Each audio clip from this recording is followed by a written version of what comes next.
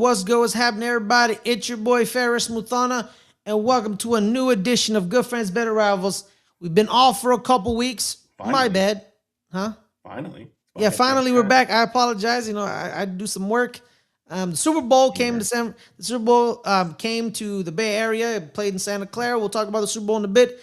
A lot of stuff was happening. A lot of work was going on, and I had to do a lot of work in San Francisco. Yes. But without further ado, thank you guys so much for joining us. A lot of things have happened with both of our teams. A lot of coaching news. A lot of coaching staffs have been set. So we'll talk about that. We'll also talk about the Super Bowl and other aspects like franchise tags and salary cap data. But without further ado, I got my main man, Caleb, with me. Caleb, how are you, bro?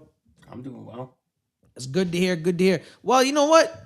Let's talk about the big game. The Super Bowl happened. It happened last Sunday. It was in Santa Clara. It was the Seahawks. It was the Patriots. Around the city? I mean, how was it? It was pretty packed. It was pretty packed because a lot of the fan stuff was in San Francisco. And I think in Santa Clara, they had some stuff. They had the game, obviously. And then they did media day, like Players Media Day in San Jose. So, but Radio Row was in San Francisco, as well as the Pro Bowl games.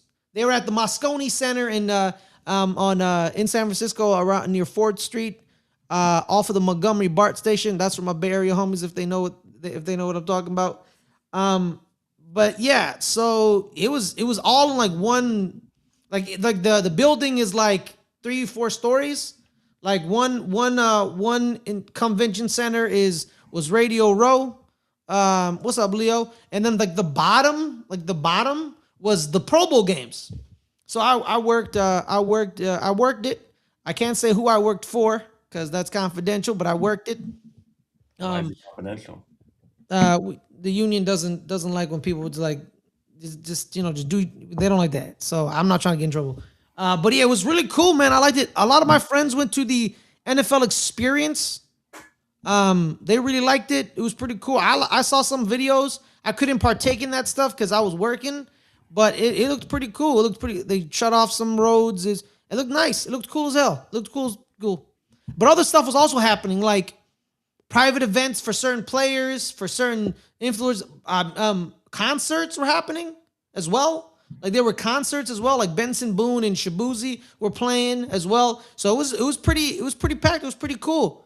But the problem is, it's the Bay Area and like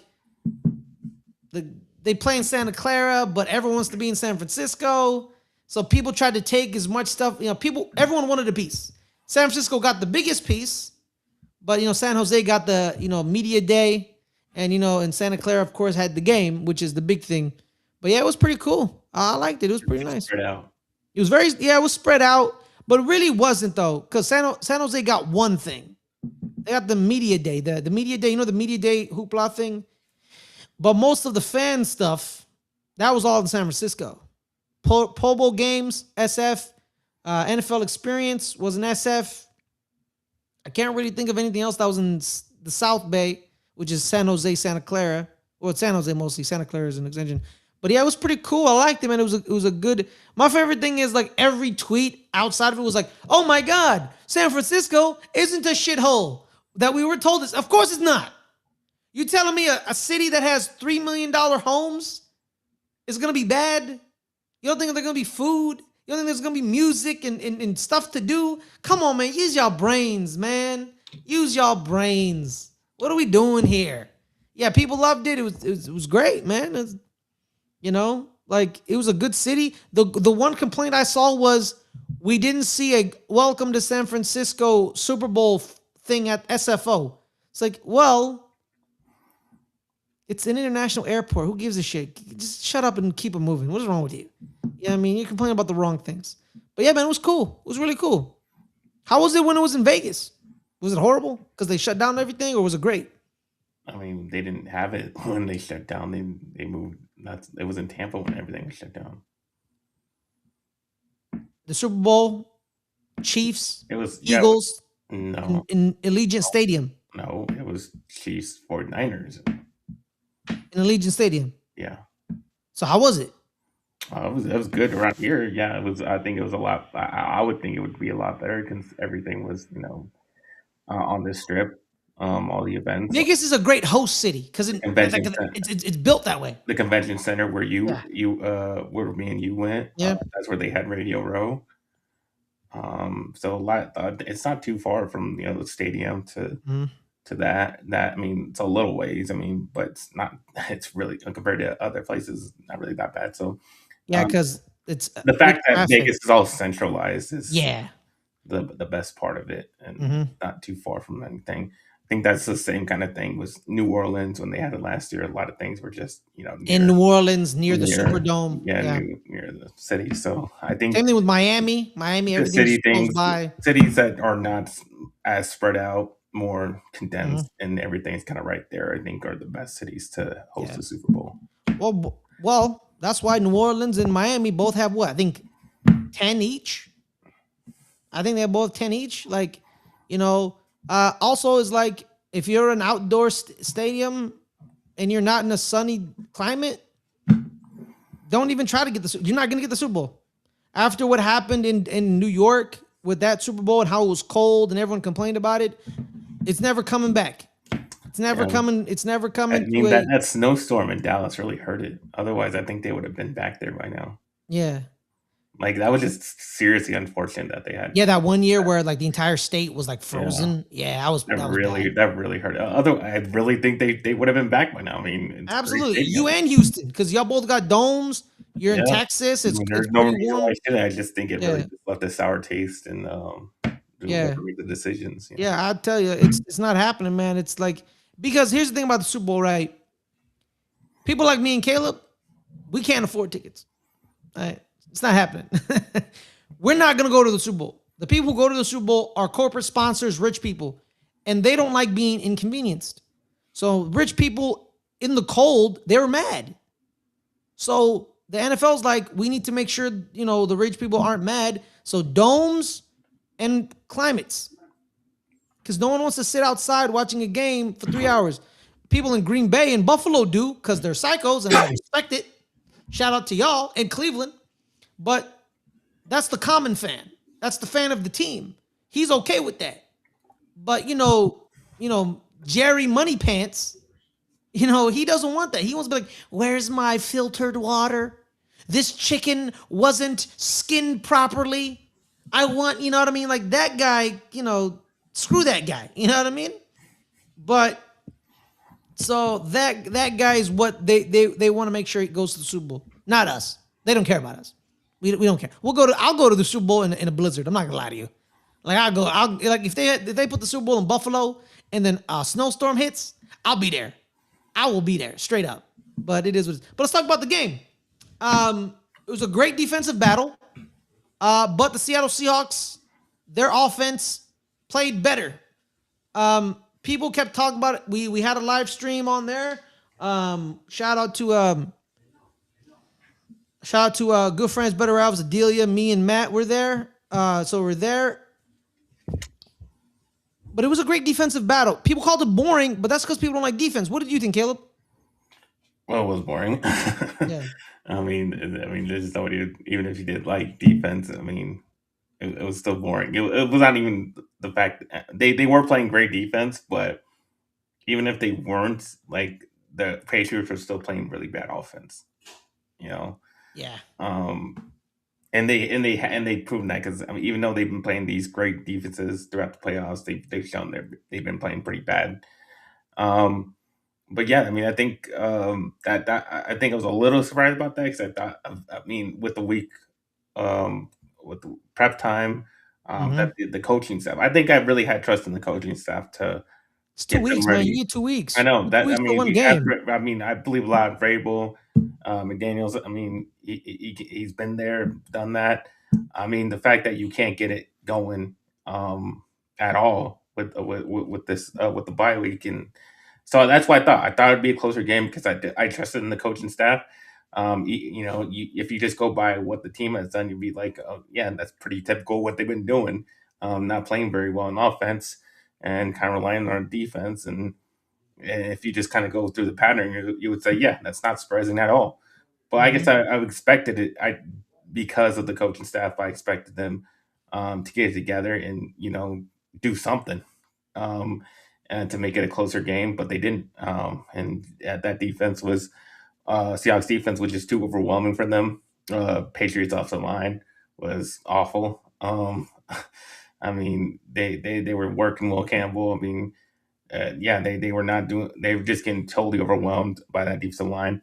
Um, The entire left side of the Patriots, they were both rookies. yeah, They were both rookies, man, and good luck to that, man. DeMarcus Lawrence, Riley Mills, Boye Mafe, Uchenna Nwosu, Leonard Williams, Byron Murphy II, Derek Hall. Just look, I just named Jaron Reed. What? I just named six, 7 people? yeah. Just rotating, just hunting you down. Great depth, tremendous drafting by John Schneider. Well, And speaking of DeMarcus Lawrence, that's the second pass rusher that we let go. Named DeMarcus. Named DeMarcus that goes on and wins the Super Bowl after he leaves the Cowboys. Yeah. And with the team he left the Cowboys for. Yes. Yeah.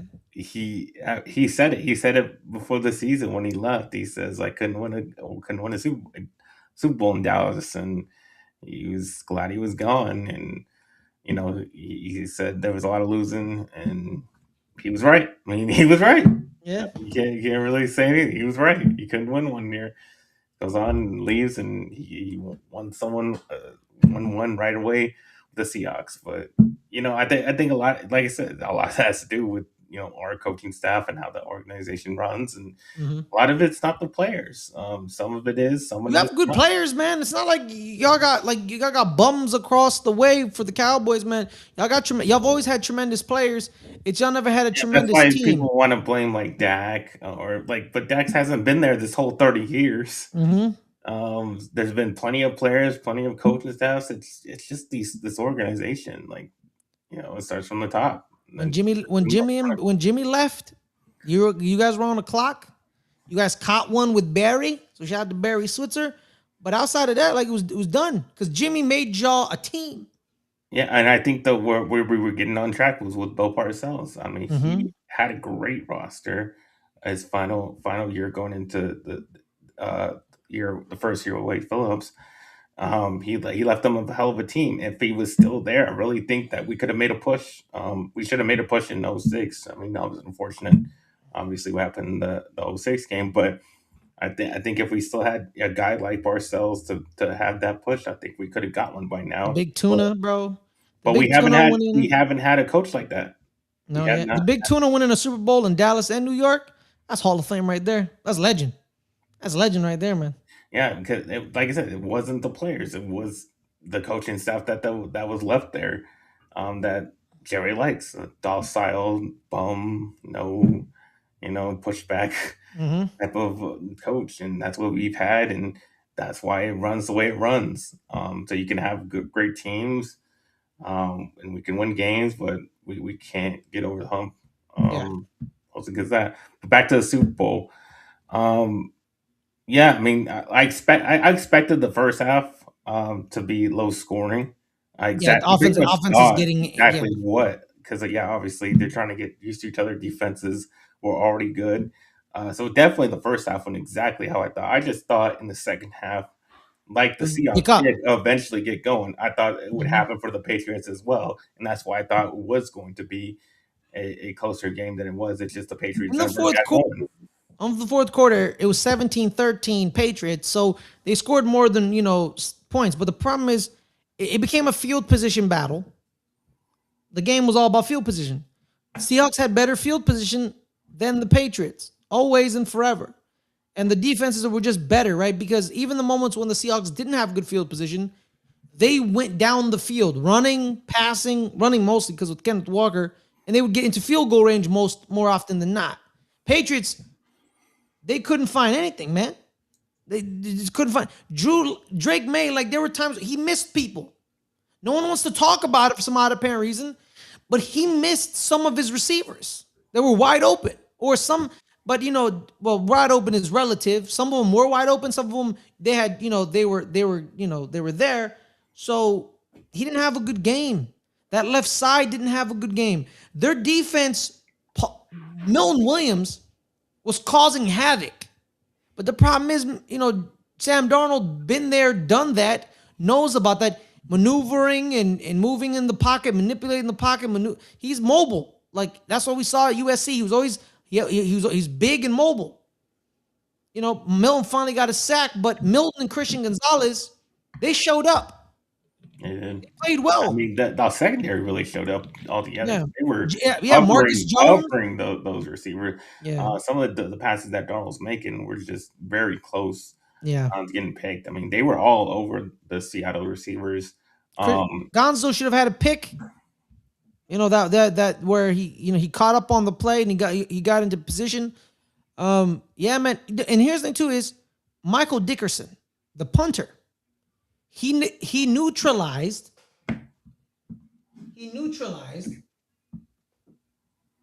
Marcus Jones, the punt returner for the Patriots, who had the highest net punt return in the NFL.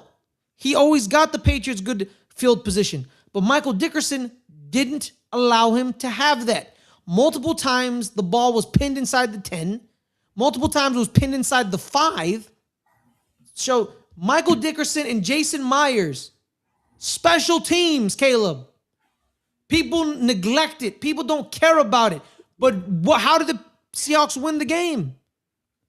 Their kicker went 5 for 5 with 2 extra points converted, and their punter negated the punt returner that always got the Patriots good field position in the season. So don't tell me special teams ain't important. They call it special teams for a reason. It's special. Change the game. Because let's be real, that Seattle offense, it wasn't like a juggernaut in the game either. No. So but, it was. But I also, all the people that were talking about, what if they were going to pick the Patriots, that it was because Sam Darnold was going to somehow go back to Sam Darnold ways, and yeah, he led the league in turnovers, but he didn't do that in the playoffs. Like he was playing clean football, and I don't know why you all of a sudden expect him. Those are the biggest games of the season, is in the playoffs. But all of a sudden he's going to resort back. Like, no, I thought he was going to play a clean game once again. So I definitely wasn't expecting him to, go on and turn the ball over a bunch of times. I thought you want to know who to give credit to? You want to know who to give? Shout to Clint Kubiak. He called a great game. There were times where he let Sam do his thing, but he curated the game to. Because sometimes you can't be creative and let's just throw the ball around left and right. Sometimes you got to be like, you know what?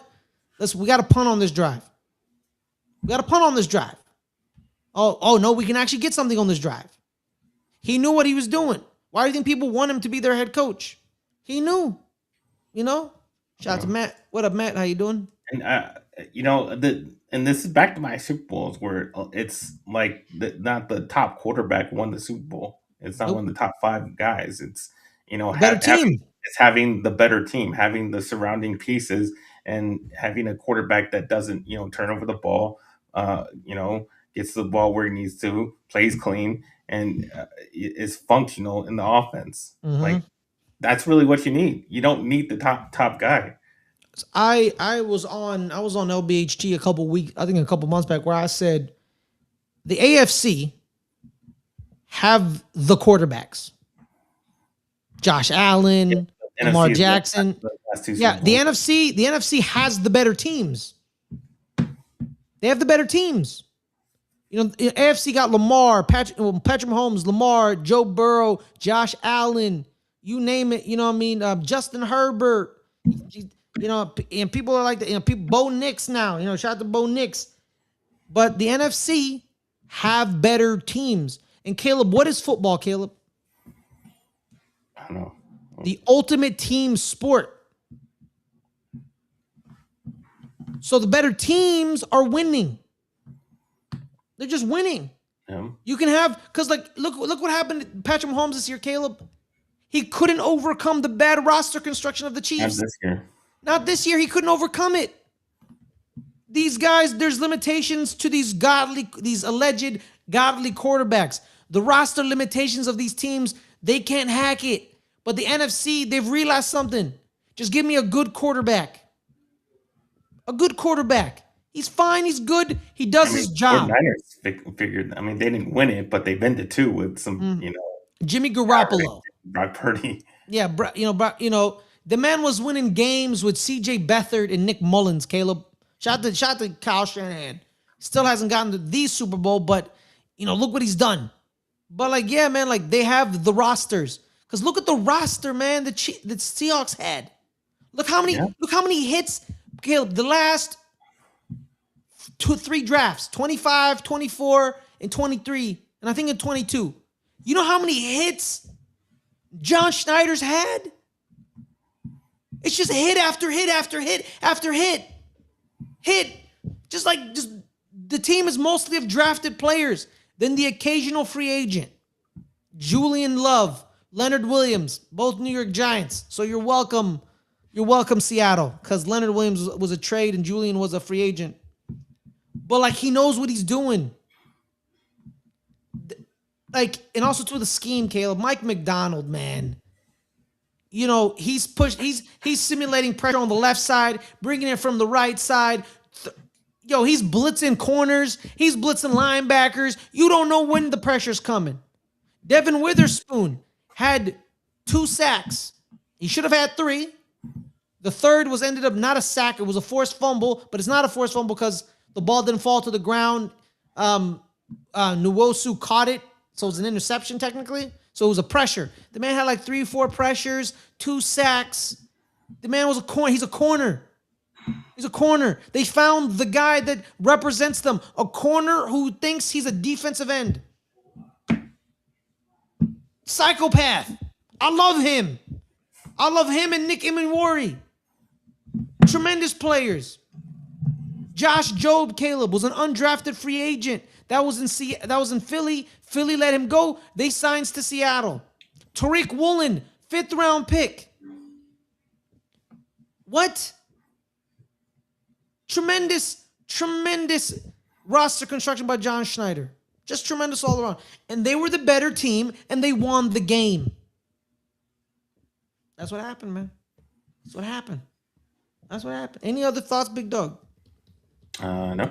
All right, I'm trying to look up the Seahawks drafts. Because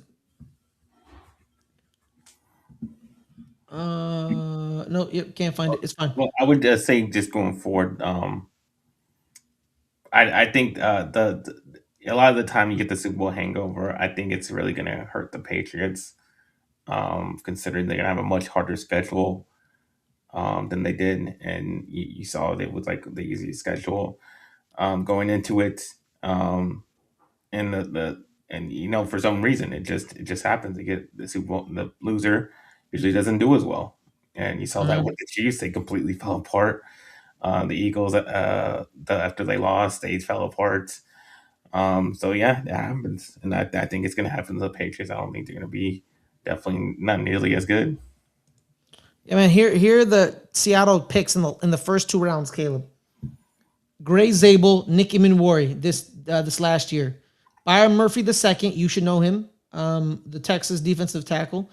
Then in 2023, Devin Witherspoon and Jackson Smith and Jigba. We didn't even talk about Jackson Smith and Jigba. He had a nothing burger in the game and they still won because he was hurt. And then Derek Hall was with them in that draft, as well as Zach Charbonnet. Then 2022, they draft Charles Cross, Boye Mafe, and Kenneth Walker III. How many hits did I just name, Caleb? A lot. All of them. All of them. And that's why I think it's going to be the opposite, where they can still be just as good because they get to keep a lot of this team together. And the pieces that they might lose, I mean, they can definitely replace those. Absolutely, because they've shown you that they can replace them. They've shown you they can, and then they hired Clint Kubiak from New Orleans. That's the only thing that might hinder them. We have to see, but how they bounce back. Sam Darnold, hasn't had the same offensive coordinator anyways for his whole career. Ever. So, he's never had it. That might not affect them too much. Yeah, so I think they're fine. I think they're going to be fine. But now let's move on to a more pressing matter. The New York Giants and the Dallas Cowboys I don't think that's pressing. That's just Well, it's pressing for us. We have finally set most of our coaching staffs. John Harbaugh has set both of his coaching staffs, offense and defense. The Dallas Cowboys have really talked about their defensive side. They're not. I don't think they're done yet, but most of the stuff has well, been yeah. I mean, filled out. they completely cleaned house on the defensive side. I mean, Yeah, they're not why done would you yet. carry any of those bums Yeah, I don't after think they're the done yet. horrendous year? Yeah. So here it is. They hired defensive coordinator. We didn't talk about it because we were off. Christian Parker. He was the passing game coordinator, I believe, for the Philadelphia Eagles, which is great because that was one of their best units, their back end for the past couple years. He brought to your team defensive line coach Marcus Dixon, assistant D line coach Brian Bing. We have inside linebackers coach Scott Simons, the former SMU defensive coordinator. I know that. Outside linebackers, Chidira Uza Dirabi. Their DBs and passing game coordinator, Derek Ansley. Secondary coach, Ryan Smith. Secondary and nickels coach, he kept Darian Thompson. So there's that. There's one holdover. Assistant secondary coach, Robert Muschamp. And defensive assistant, J.J. Clark. And defensive assistant and quality control coach, Tanzel Smart, former defensive end out of the University of Tulane. That's how I remember Tanzel. So, Caleb, when you heard about Christian Parker and you see his staff, your initial feelings?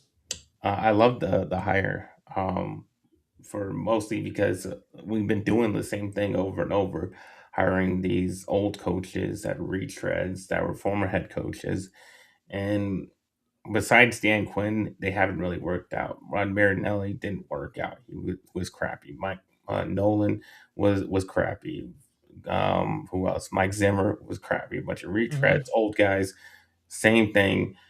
Rob Ryan, if you're going to go way back, didn't work. None of those guys worked. We all had bad defense. The only one that worked was Dan Quinn for a couple of years, and even his defense had a run game problem. Mm-hmm. Um, so yeah, I mean, it's better to have a new guy, a young guy, like this. Something we haven't tried yet. Like I said, what I talked about earlier, just putting the right coaching staff together, organizationally, and how this culture all works with the Cowboys. I mean, just doing something different than we've been doing. Um, and that's what I like about it. Going with the guy that's coached under Vic Fangio and the Eagles defense. I mean, that's that was their best unit that was when they played in the Super Bowl, when they won the Super Bowl. So Mm-hmm. definitely love that. Love him learning from a guy like Fangio. So yeah, I mean, I couldn't ask for a better hire there, and it's doing something different. Like at least a lot of these guys are not, the same type of thing we've been doing where it's just guys that the coordinator knows or he's Well, worked with this correction, guy. Caleb. Well, Correction. There's multiple holdovers from Matt Eberflus' staff. I just because I looked up your yeah, I'm last saying year's stuff. the new hires that we just can't, the Yeah, I ones think that the new hire is probably trying to see. So we, you kept Brian Bing mm, and Tenzel Smart and J.J. Clark and Darian Thompson. mm, You guys got rid of David Overstreet, Andre Curtis, David Borganzi, and Aaron Whitecotton. He's yeah, gone. that was the big one. Yeah, Aaron Whitecotton. And you guys replaced them with Marcus Dixon, Scott Simons, and The new, Ryan Smith, you know, and Chidori Uza Dirabi. That's what you guys, yeah, him too. That was your outside linebackers coach, but continue, Caleb. no, it's just guys that we're looking going like the SMU guy. We're looking outside the box at least a little bit. I mean, still in Dallas, but at least it's in college. It's not just the same type of guys that we usually type of The Packers, tend to they get. went after Jeff Hafley, head coach of Boston College, for their defensive coordinator You job. know, So yeah, yeah, it's looks just, good. it's just showing that they're willing to at least go a little outside. I mean, it's not too outside, like I said. You're still in Dallas, the city of Dallas. Yeah. But at least you're going a little outside the box there, slightly right outside the rim of the box. Um, but at least it's something. At least it's something different Yeah. because Something different. we can't just keep doing the same thing because it hasn't led to anything. Our defense is only under Dan Quinn was it any good. Like I can't. Besides that, we really haven't been good Yeah. on defense. Well, at least we've been average, and that's kind of the best we can kind of get to. But we never have that. We never really have that since I don't know Parcells. That we've had like a top notch defense. That we can really like say, yeah, that's the best unit of our team. It's usually always the offense, and that's because I mean it shows in the money we spend on the quarterbacks and receivers, and the running back.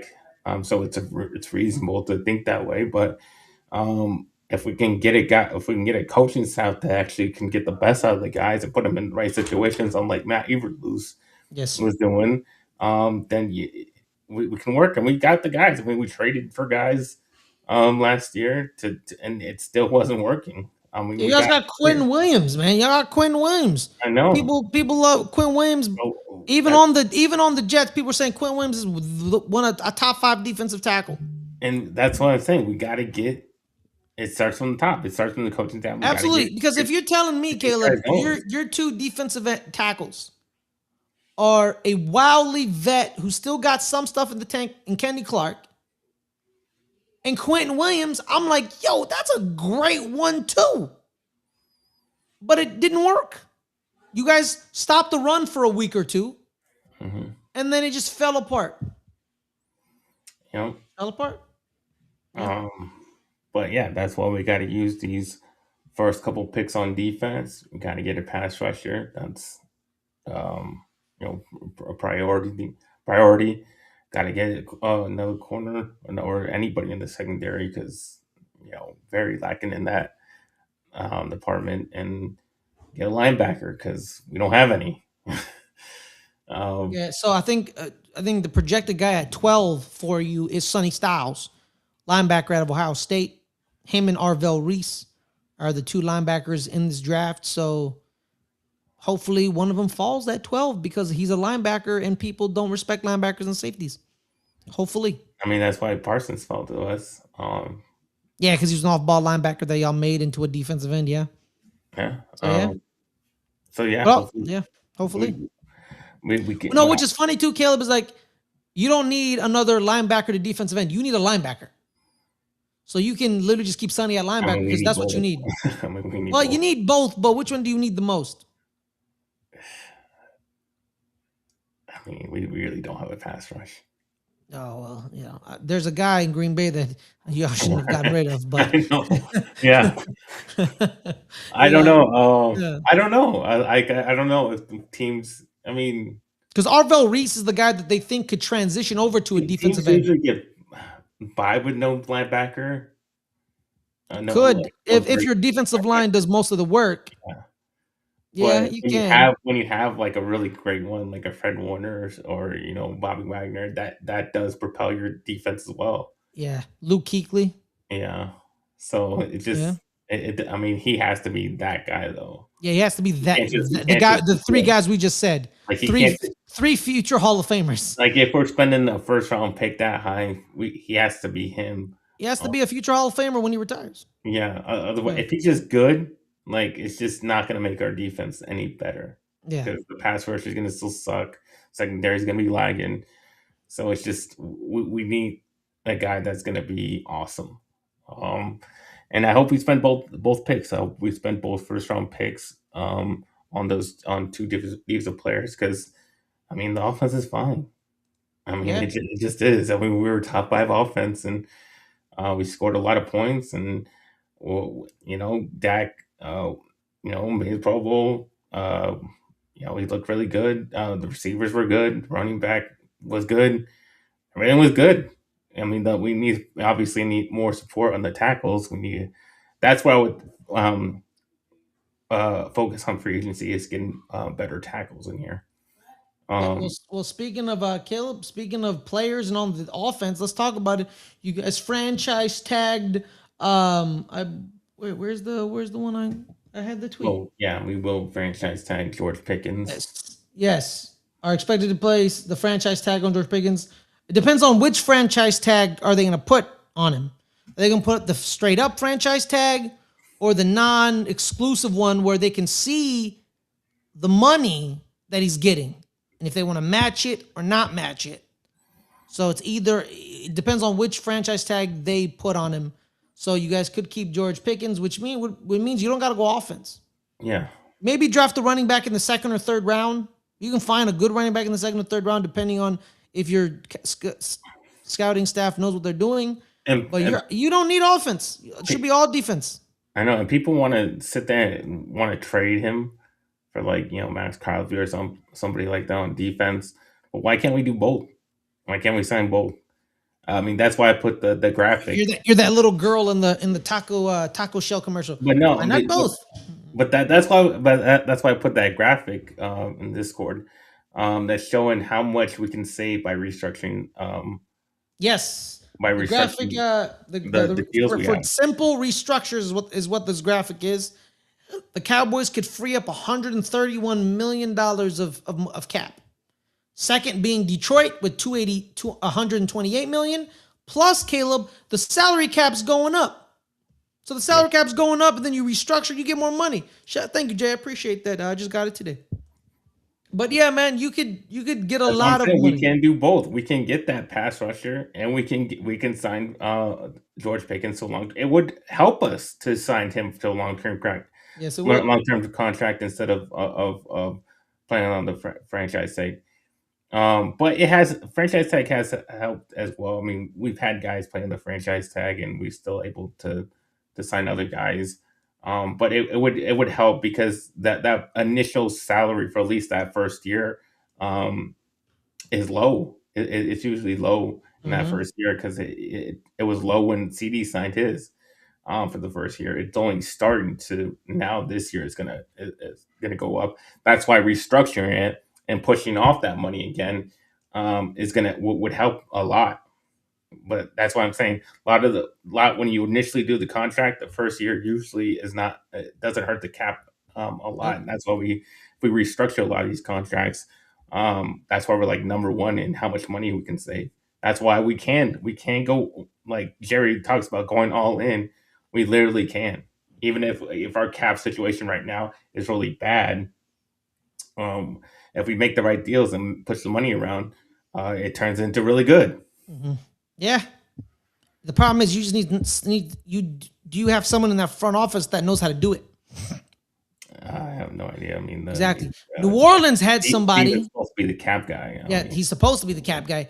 New Orleans had it, and every year they were over the cap by 40 million, and then 2 weeks before the season, they're $10 million underneath the cap. They know it because, again, at the end of the day, the cap ain't real. It's not real. It's real in the sense that they abide by it. Yeah, but it's not real in the sense that we got fined even when there wasn't a cap. Mm-hmm. We still got fined like if there was a cap in that year where there was no cap room or there was no It's about the thing is the reason people think it's real is that it's the pure cash escrow thing. You're finding out that some of your owners aren't that rich. They're broke boys. They're not that rich. But the rich owners are rich. You know what I mean? So they're fine with the manipulation of the cap because they can slide money around and keep it. But a lot of these owners aren't. Mike Brown, Mark Davis, they're cash poor. They're rich. They're richer than us. But they're not richer than, Paul Allen, who was the Seahawks owner. The guy helped create Microsoft. They're not richer than Rob Walton, the Denver Broncos owner, the new one. He's the heir to Walmart. He's rich. Dave Tepper, rich. You know what I mean? Like there's some rich dudes in the NFL. And then there are dudes like Mike Brown and Mark Davis who all their money is football. That's why they're rich. It's football. Mike Brown, cheapest owner in all of the NFL, Caleb. The one thing he will not give you is money or whatever. But the one thing he will give you is time. He'll always give you time. Marv Lewis got time. Zach Taylor's still not fired. You get time. I feel like he knows he's cheap. So he's like, I'm going to give you time. I feel like he knows it. So shout out to him. But you're cheap. But yeah, we hired this executive who worked for the Dolphins and someone else, but also worked in the league office. Her name is Drew Appointe. Her job now is the cap strategy, cap manipulation, cap like strategic operations, whatever the hell it is. I don't know what the hell that means. They just gave her a bunch of bullshit to me. You know what I mean? Because New York Giants, they be bullshitting. So let's speak about the New York Giants. Well, hold on. I want to go to Jay's comment real quick. He says he's willing to take a pedestrian paycheck just to have Pickens back. He did say that. He did say that he would restructure his contract to have Pickens back, and I think it would. Why not? I mean, he's willing to do it. I mean, do it. That's his money. I mean, he makes such amount of his money. But yeah, I mean, if it's gonna help bring him back, then hell yeah. I mean, he knows that it definitely helps him out. Because I mean, they both had 1,000 yards. So why wouldn't he? He knows he can still get his targets and his catches, even with having another number one guy on the other side. And it also because CD has some bad games sometimes where he's not catching the ball, so we kind of need George Pickens there to pick it up. But also George Pickens kind of goes away sometimes. I mean, we saw that in the later part of the season where he's there in the top 5 receivers, and he kind of falls down a bit because he's not showing up too much because we're kind of out of it. So he kind of doesn't have the motivation to really do anything. That's why we kind of need both the receivers, because when George Pickens kind of it's very much like the Randy Moss thing. When he wants to, he can go out there and be one of the best, and when he doesn't, then it's gonna show. Yep, pretty much. There it is. So from one dumb organization to the dumbest organization in all of the NFL, the New York Giants. I want to talk about other stuff, but I want to keep it football related. I'll probably talk about that a little bit later because let's keep it football. Let's keep it football for a minute. The New York Giants coaching staff. Stuff. I mean, is that like a different type of Patreon only? Maybe, but I may just do an individual video of me just eviscerating them. But the New York Giants coaching staff is finalized. John Harbaugh, the rumors became the thing. He became the head coach. The New York Giants basically admitted at his press conference that they didn't want anyone else but him. So they broke every Rooney Rule known to man. They didn't care about the process. They didn't care. Every Rooney Rule interview was a sham. Every interview, it was a sham. Because Chris Mara wanted one guy and one guy only, and that was John Harbaugh. So every other interview for the New York Giants head coaching job was a sham. Every interview. They're all shams because they wanted this man and this man only. I did multiple videos describing him. Former special teams coach for the Philadelphia Eagles. Then he became the head coach of the Baltimore Ravens. When he won the Super Bowl in 2012, he then made the team into his image afterwards because all the players that were drafted and developed by Brian Billick and the Ravens organization, Ozzie Newsome, they all left. So he started having his guys on. And he missed the playoffs 4 out of the 5 years. Multiple blown leads. I saw some Giant guys talking about like, oh, this blown leads thing. Oh, he has the most, but they also blow people out. I'm like, who gives a shit? Oh, I blow somebody out one week, and then I blow a 30-point lead the next week. You happy that you blew out somebody in week 2, but you blew 3 leads from week 3 to 5? Would you be happy, Caleb? Hey, but we blew out that one team.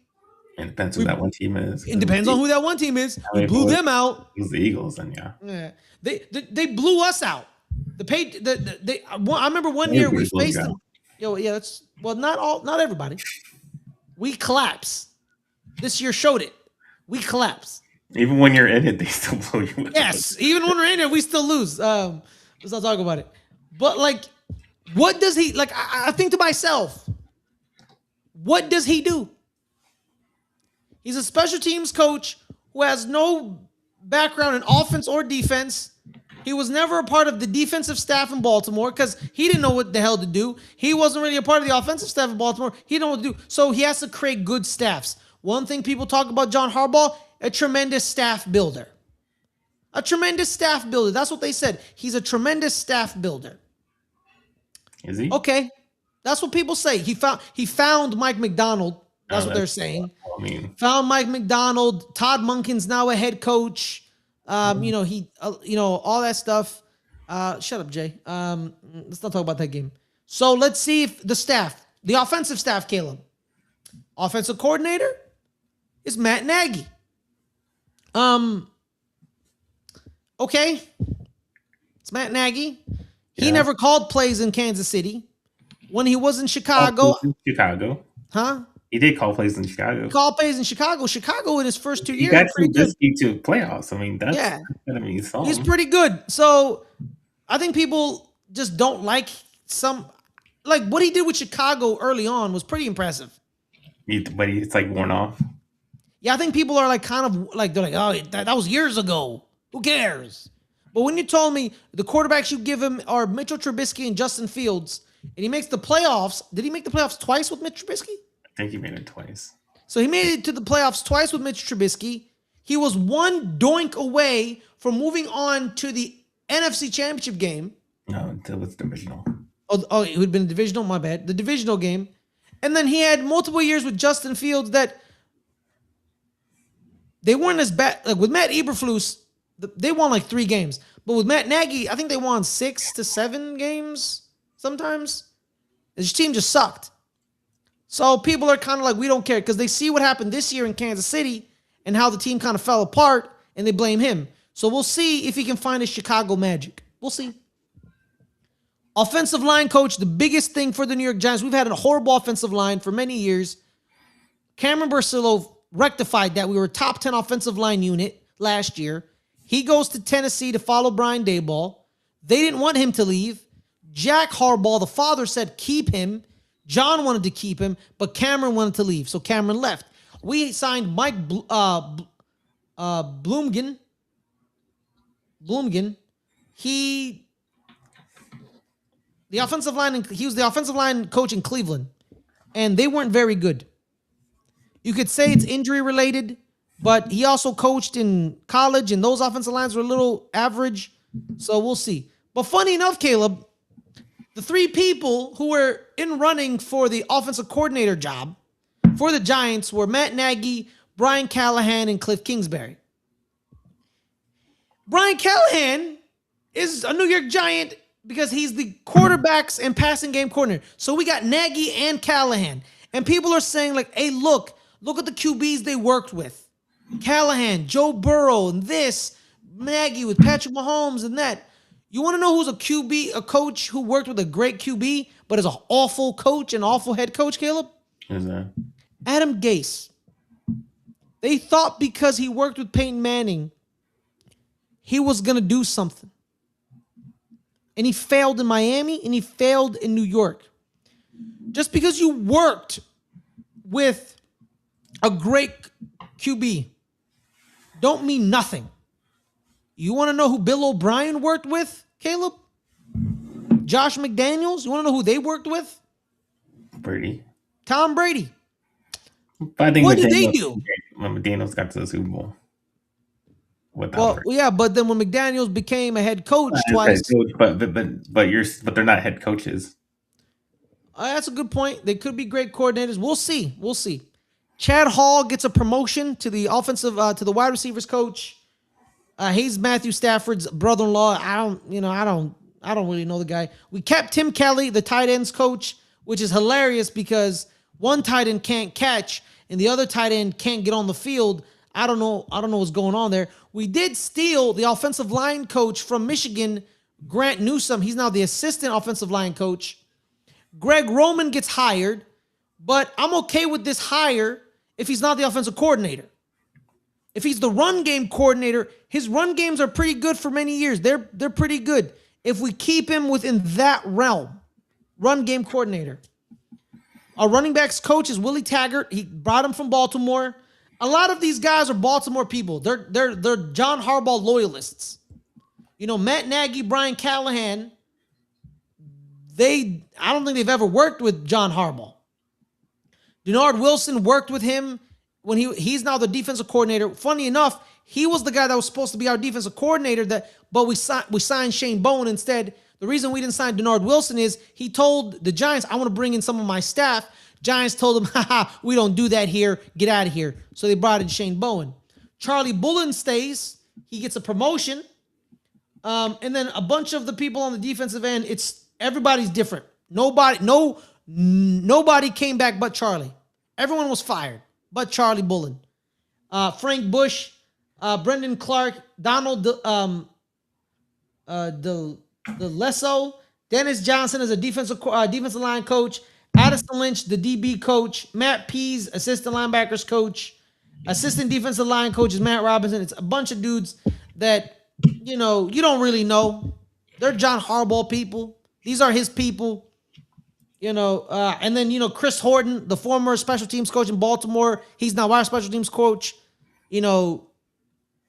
Our special teams is horrible. He led a team that actually decreased the special team. They actually got worse because the assistant to the head coach, Megan Rosberg, her father, Jerry, was the former special teams coach in Baltimore who had a great unit. When he retired, they brought Chris, and they kind of went down a little bit. So we'll see how that goes. We're awful. Can we just get to bad? I'll accept bad because we were awful. That's all I got to say. And also, too, with John Harbaugh, speaking of Megan Rosberg, her father was hired to be a clock management and consultant with the Denver Broncos with Nathaniel Hackett because he didn't know how to do clock management. But he was going to be that for John Harbaugh in Baltimore until the media found out and started calling out John Harbaugh. Because if you're not coaching the offense, Caleb, and you're not coaching the defense during the game, the one thing you got to do is look at the clock. Manage the clock. You're the head coach, and you're asking someone to hire someone to help you with it? What's the point of your existence? I mean, to motivate the guys. I guess so. But, he was doing bad. Was he motivating them in Baltimore? Because they seem to falter a lot of times towards the end of games, so we'll see. A completely new training staff. They promoted Ronnie Barnes. They got rid of him. I don't know any of these people. And let's be real, no fan knows any of these people. You're not supposed to know them. The only reason you know them is because they're bad at their job. So you're not supposed to know them. So you don't want to know them. You know what I mean? So we'll see. Because the most important thing about this team is we need to develop that defensive line and we need to develop Jackson Dart. And if you're handing those keys to Brian Callahan and Matt Nagy, we'll see. I'm not going to say these are bad hires because they may be good coordinators. But everyone that bad taste in Kansas City last year with Matt Nagy, people are a little iffy. And I would be iffy too. Because the one thing, what's funny, Caleb? When we talk about players and how they get older and they regress, right? These players are regressing, they're getting older. Coaches do too. No one wants to talk about it, but they do too. Coaches regress, they don't know what the hell they're doing, and they're out of touch. And Greg Roman is the guy. The game changes. The game changes. Like you could go from all running league to very pass happy to a little spread offenses, to option quarterbacks to back to more run. Now we're in a more run focused league. Yes. Yeah, because linebackers are getting smaller, and they want you want to pound the rock. The defenses are using speed to try to combat the receivers, but then boom, big running backs down the line. And your linebackers are maybe they don't regress. Maybe they're just not for the time. They're not evolving. Players, we call it regression. Coaches, we call it stopping their evolution. And great coaches evolve. And we'll see if they evolve. Willie Taggart, I'm pretty happy, because but actually I'm not though, because if he was in charge of the running backs in Baltimore, when Derrick Henry's on a heater, who's taking him out and putting him on the bench? Is it Willie's fault or is it John's fault? Because if it's Willie's fault, I don't want that. If one of our running backs is on a heater and then you take him out and sit him on the bench for like the entire fourth quarter and we lose, I'm gonna be mad at Willie Taggart. So we'll see about that. Another Harbaugh loyalist. He's not even a John Harbaugh loyalist. He's a Harbaugh loyalist. He played for his dad, Jack Harbaugh. So Willie Taggart has been with them for years. So we'll see. We'll see how it is. I want to hold out hope, but it is what it is. Caleb, tell them where can people find you. I gotta go get something. You can find me at NFL Caleb 22 on Instagram and Twitter, and you can find me on this channel Friday doing Good Friends Better Rivals. And I don't know where Fares went, and we can't hear you. I gotta go get a delivery, so I'll be back. Vamp. Well, Dallas let's end the show. The show's over. The Cowboys are playing in Rio. What do you think? You could literally just end the show, Fares. Okay, peace out, guys. I gotta go. Y'all have a nice night. All right, see ya.